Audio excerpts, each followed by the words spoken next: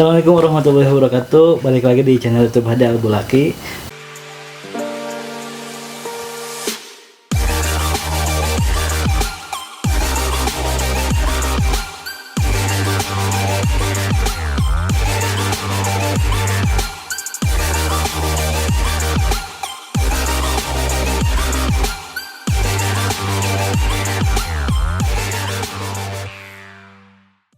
Pada kesempatan kali ini ngobrol-ngobrol silang saling energi bareng salah satu tokoh pemuda atau penggerak pemuda di salah satu desa yang ada di Purwakarta, tepatnya di Desa Sumurugol. Ada Kang Mbam. Gimana Kang Mbam, sehat? Alhamdulillah sehat. Gimana Kang Hadi juga? Sehat, saya juga. Di sela-sela kesibukan beliau sebagai pelopor di lingkungannya terkhusus. Saya malam kali ini sedang main di Desa Sumurugol, dan kita akan ngobrol-ngobrol ya mengenai mungkin pengalaman, sudut pandang, dan juga sesuatu yang sedang dikelola mungkin. Cukup dalam. Nah, Kang Bom ini kan sekarang jadi ketua Karang Taruna ya, Desa Sumurugol, dan juga sebagai ketua Bank Sampah, direktur keren sekarang ada direktur Bank Sampah. Nah, melihat transformasi zaman yang hari ini serba digital, teknologi sudah maju, dan katakanlah bonus demografi ya.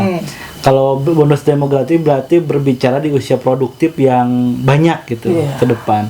Nah, di tengah-tengah orang banyak yang pengen nyari kerjaan di pabrik, pengen nyari bla bla bla bla bla lah banyak ya. Kenapa Kang Bam sendiri mendedikasikan diri untuk mengabdi di lingkungan? Oke, terima kasih Kang Hadi. Ya, ini mungkin pertanyaan yang cukup cukup rumit juga untuk saya jelaskan sendiri ya. Kenapa sampai pada akhirnya saya memutuskan untuk fokus di desa dan memulai dan melanjutkan apa-apa yang sudah dikerjakan. Mungkin untuk awal ceritanya itu kalau harus diceritakan ini Mbak ya. Harus diceritakan. Jadi sebelumnya memang saya pernah juga kerja. Pernah juga mencari kerja pernah. Cuman awal dulu waktu mencari kerja itu jujur sih saya gak pernah itu nyampein lamaran. Gak pernah itu. Malahan saya cuman manfaatin ongkosnya aja gitu. Menarik. Manfaatin ongkosnya aja. Dan waktu itu tuh kepikiran tuh usaha gelang waktu itu. Jualan gelang. Berarti maksudnya ke kerajinan tangan. Iya, pernah dulu tuh. Dari hasil ya itu tadi ongkos. Enggak saya pakai buat foya-foya. Tapi dimanfaatkan. Tapi itu kan jadi emang dari dulu tuh di Desa Sumurugol tuh suka kumpul-kumpul teman-teman gitu, anak para pengurus itu. Dari saya sejak SMP mungkin ya. Sejak SMP itu. Dan mungkin yang paling berpengaruh sampai memutuskan bisa fokus di desa ini tuh mungkin dari pendidikan di pengajian ya, pesantren gitu. Karena dari SMP tuh udah mulai ngelola acara, udah mulai ngelola anak-anak juga gitu. Oh, berarti karakter ataupun pengetahuan yang hari ini diterapkan lah ya di lingkungan itu berangkat dari pesantren yang ada di Desa Sumurugol juga gitu. Dari itu teman waktu itu tuh kalau di monitoring tuh sama putranya Kang Haji gitu, Haji, dan alhamdulillah itu sangat berpengaruh sekali sih untuk pendidikan moralnya itu gitu kan. Betul. Memang sempat juga kan kerja bahkan sampai ke Padang gitu, ke Sumatera Barat, lintas pulau. Iya, sampai ke Padang itu. Terus juga terakhir tuh ke Palembang, dan itu proyek moral juga. Oh, kalau itu sih namanya bukan pekerja ya, lebih ke bahasa gaulnya freelance. Oh ya, ngomong-ngomong, Kang Bam ini adalah salah satu pelaku seni rupa juga ya? Iya, dulu juga pernah gitu. Seni rupa, mungkin sekarang juga sedang melakukan nih? Kalau sekarang sih lebih ke menuangkan kegelisahan aja sih Menuangkan untuk kegelisahan. dijadiin sebuah lettering gambar gitu. Mantap. Jadi lebih ke fokus karya yang emang nanti suatu saat bisa dipamerkan mungkin ya. Ya iyalah, punya karya kita harus bikin space ruang untuk orang lain tahu gitu. Iya. Nah, Kang Bom sendiri bisa kayak mural, terus bisa kayak kerajinan-kerajinan tangan kayak gitu dari basic dari keluarga kah, atau basic dari orang lain, belajar ke orang lain, atau gimana? Kalau basic sih gak ada, kalau basic dari keluarga pun gak ada. Cuman dulu itu pernah punya cita-cita, karena waktu pertama kali pegang komputer itu kan SMP kelas 1 udah pegang komputer. Terus di sana tuh udah suka tipografi gitu. Tipografi. Iya, tulisan-tulisan digambar gitu. Udah mulai suka, dan itu cita-cita kalau nanti tuh pengen bisa bikin tipografi gitu kan. Sampai bisa terrealisasi tuh ketika patah hati sih. Balik lagi ke patah hati. Pacuan yang paling bagus adalah patah hati. Ya, awalnya sih dari sana sih mulai difokuskan untuk mendalami dunia lettering. Awalnya sih dari sana gitu kan, ada insiden patah hati gitu kan. Terus menuangkan kegelisahan tuh pengen ditulisan. Tulisan lalu mulailah bikin kata-kata, bikin itu, nulis nama gitu. Awalnya iseng-isengan doang, kemudian itu juga sambil kerja dulu tuh, sambil kerja di salah satu toko jus di Karawang gitu. Jadi selama 2 tahun itu sambil ngejus, sambil bikin karya juga gitu. Mantap, memanfaatkan momen ya, memanfaatkan waktu lah Ya, istilahnya. karena emang tokonya sepi gitu. Jadi lebih banyak nulis gitu kan. Bahkan di tembok pun berapa kali dicat itu, berapa kali saya gambarin ganti. Sampai akhirnya setelah 2 tahun kemudian kembali lagi ke desa dan mulai berkumpul lagi bersama teman-teman, mulai aktif di kepemudaan. Awalnya di BUMDes juga, terus kemudian jadi Karang Taruna. Nah, dari sini baru ternyata banyak pemuda tuh Antusias. iya antusias. Banyak berkumpul gitu. Nah, yang bikin Kang Bom ini merasa wah, sepertinya saya harus benar-benar menggali potensi, memanfaatkan potensi, dan juga memberdayakan lingkungan, itu apa? Mungkin ada motivasi ataupun ada celah yang dilihat gitu. Kalau itu sebenarnya perjalanan panjang gitu. Tapi singkatnya tuh jadi memang setelah mengalami berbagai kejadian yang cukup membingungkan gitu kan, cukup membuat hati Bimbang lah. tergugah gitu kan. Dari masalah pinjol saya pernah korban juga. Pernah juga gitu kan. Kemudian ya kalau masalah hati mah itu mah pasti ada juga sih. Tapi emang itu tuh jadi sebuah perjalanan di mana ketika waktu itu tuh malah terkoneksi dengan orang-orang yang menurut saya spesial sih. Saya jadi kenal ini, kemudian diadain pelatihan ini, ikut gitu kan. Nah, dari sana begitu banyak pelatihan, tapi yang paling membekas itu, yang paling ini tuh pelatihan Sukma Harapan Bangsa sih. Itu pelatihan apa? Ekologi sih. Agroekologi. Yang di distrik? Iya, distrik itu di sana tuh sebenarnya pelatihan permakultur itu, tapi dia si Kang Rizal ini tuh yang mentornya tuh dia judulnya agroekologi ya, dimana di sana tuh udah mulai kebuka tuh, dan wawasan-wawasan yang ini tuh udah mulai inilah, sampai akhirnya wah iya saya harus di desa ini mah, harus di desa. Jadi keyakinan itu datang dari situ juga gitu. Iya, dari situ juga, kemudian dari renungan kerjaan gitu kan, yang kok gini, kok gitu kan. Ya sudahlah, mending kayaknya saya tuh lebih dipilih di sini gitu, untuk di kemana-mana nggak bisa diukur gitu. ya. Karena susah gitu, mau kemanapun tetap di sini gitu. Jadi ya udahlah. Tapi ketika kita melihat fenomena hari ini, dunia digital ya, terkhusus ada yang mengatakan bahwa ketika kita masuk ke dunia digital atau kita mengetahui tentang media sosial, kita tidak akan didekatkan dan kemiskinan katanya. Karena mungkin di era sekarang ada namanya ekonomi kreatif, ekonomi baru. Itu gimana tanggapannya? Mungkin kan bisa dikatakan ekonomi kreatif itu punya inovasi lah yang nanti digagas oleh Kang Bam dan kawan-kawan. Itu gimana tuh? Kalau mengenai ekonomi kreatif sih sebenarnya udah jalan juga sih dari dulu, udah jalan. Bahkan dari dulu ya, istilahnya baru. Istilahnya baru sekarang gitu. Sebenarnya udah saya jalani sejak lama gitu soal yang begitu tuh. Tanggapan saya sih sebenarnya untuk di era digital ini ya, justru yang saya lihat di kampung, di desa itu, era digital ini tuh adalah era yang melumpuhkan mental, melumpuhkan pikiran, melumpuhkan semangat. Betul. Era digital ini tuh 80% kalau saya lihat gitu, 80% kegiatan tuh dirampas oleh digital ini. Gitu kan. Era digital itu seperti bukan mengubah ya, istilahnya membawa arus budaya lama ke budaya baru. Budaya lama mungkin ngobrol ya. Budaya barunya mungkin di WhatsApp, grup WhatsApp. Budaya barunya gitu. Cuman mungkin yang paling berpengaruh itu sekarang tuh ya media sosial sih. Media sosial. TikTok dan juga Instagram.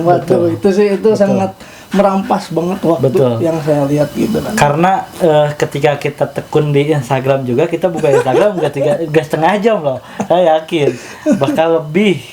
Belum nanti pindah ke TikTok, pindah ke YouTube apalagi berjam-jam. Itu. Dan media sosial tidak akan pernah tidak akan pernah berhenti gitu, sampai kapanpun. Dan kan suka ada yang nyanggah nih, sekarang itu gampang, mau jadi pengusaha gampang. Saking banyaknya informasi tersebut melumpuhkan semangat kita. Betul. Membingungkan kita, bingung kemana. Kebanyakan ya. Yang alhasil ya udah nanti aja tidur lagi. Sebetulnya orang-orang yang mungkin memberikan motivasi itu dia tidak ada pernah di titik kita.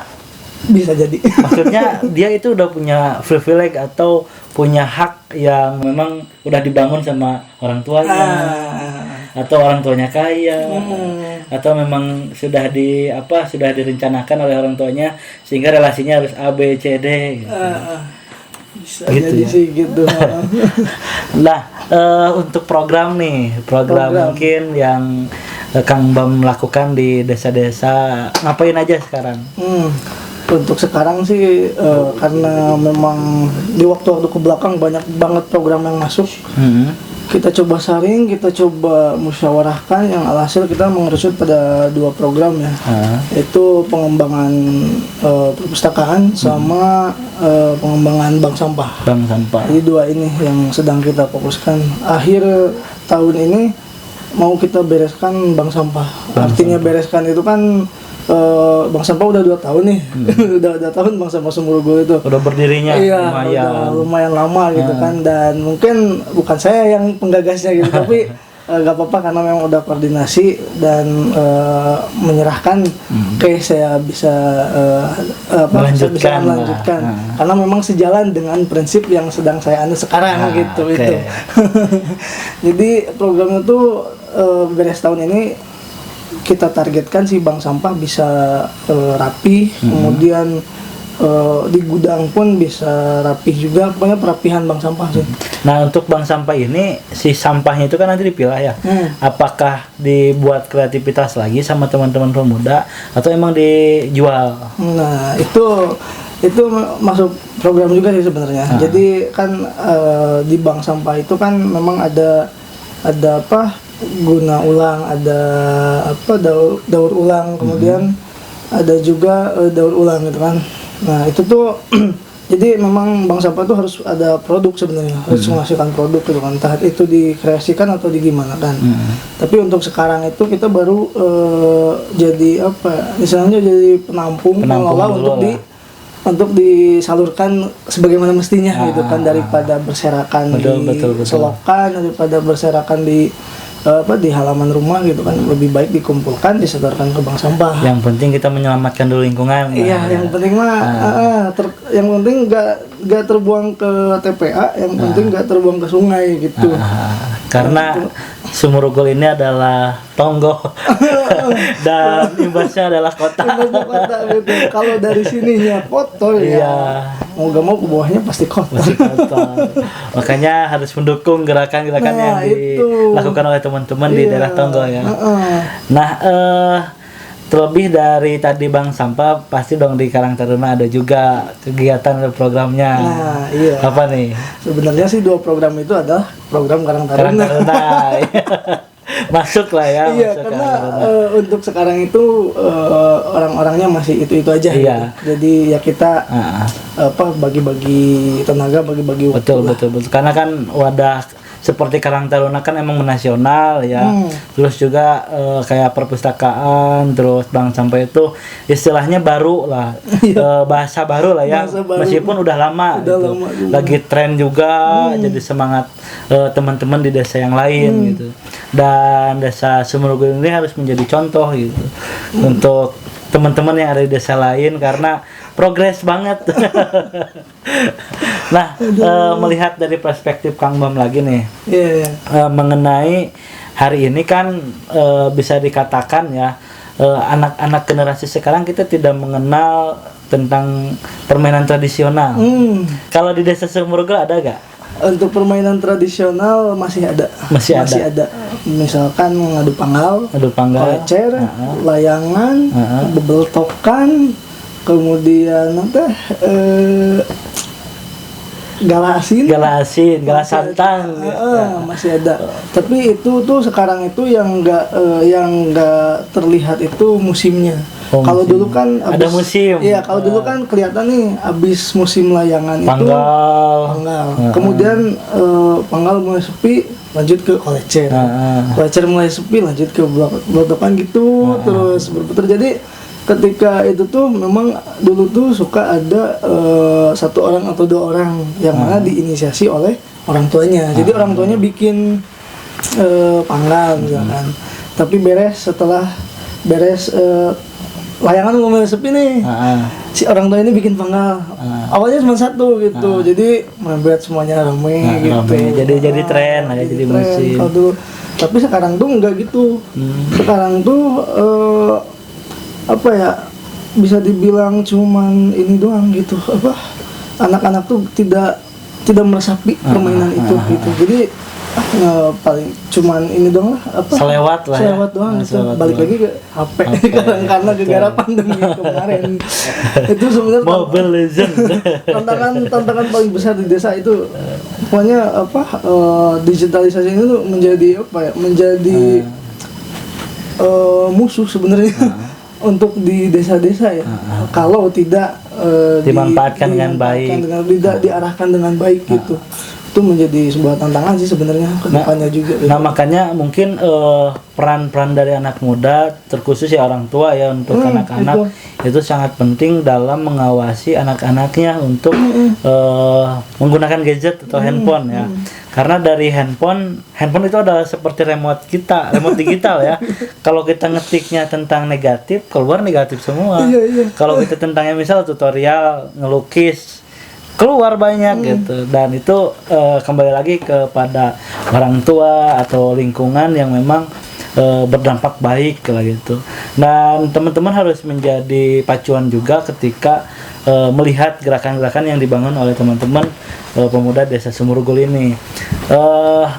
Terakhir nih, mengenai apa sih yang hari ini jadi mimpi Kang Bam di kampung halaman? Itu mimpi terbesar di desa Sumurugul ini sih sebenarnya saya ingin mewujudkan kampung permakultur sih sebenarnya. Karena di permakultur ini tuh kan permanen agrikultur ya, dimana di desa Sumurugul ini memang cocok gitu untuk pertanian berkelanjutan itu gitu kan, terjauh dari bahan-bahan kimia gitu. Sebenarnya mimpi paling besar itu sih. Jadi menjadikan desa yang yang bersahabat dengan alam gitu, yang bersahabat dengan alam. Karena Oh, tapi itu mimpi yang paling besar gitu kan. Iya, tidak apa-apa. Yang penting bermimpi dulu. Itu mimpi yang paling besar sih sebenarnya. Dan mungkin ada ketertarikan juga nantinya kepada pemuda-pemuda desa lain ya. Iya. Dan itu menjanjikan berpenghasilan lah Oh, istilahnya. itu menjanjikan Menjanjikan sekali. Itu sekali. selain membangun pola pikir itu permakultur ini itu membangun juga jiwa-jiwa yang tidak rakus, gitu. Tidak berlebihan gitu kan. Oke. Kalau sekarang kan orang-orang tuh minggu ini beli baju, minggu besok juga beli baju lagi. Betul sekali. Dan letak geografis yang sangat cocok, di itu sih. Desa Sumurugul, China gelocornya Iya. penuh dengan air. Tuh di Udaranya. di dapur oge teureun-eureun. Wah keran Tidak ada keran di Tidak ada Sumurugul. keran di sini.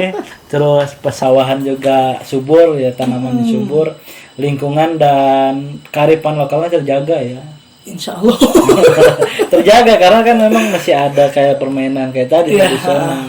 Di desa-desa lain yang mungkin hari ini saya amati itu udah mulai punah.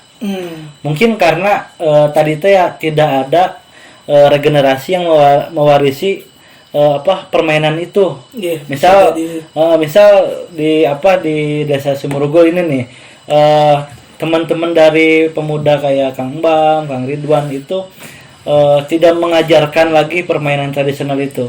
Otomatis kan anak-anak kecil itu tidak tahu gitu. Iya. Sehingga mereka bingung. Kita dituntut untuk menjaga kearifan lokal, tapi kita tidak diberikan contohnya. Permainannya gimana kan bingung juga. Oke. Itu, Pak, iya. Terima kasih Kang Bang Oke, atas sama-sama. energinya yang sudah dibangun dan dikeluarkan dari perspektif dan sudut Iya. pandangnya. Sehat selalu dan sukses selalu. Terima kasih juga Kang Hadi silaturahminya ke sini. Siap. Oke, terima kasih. Assalamualaikum warahmatullahi wabarakatuh.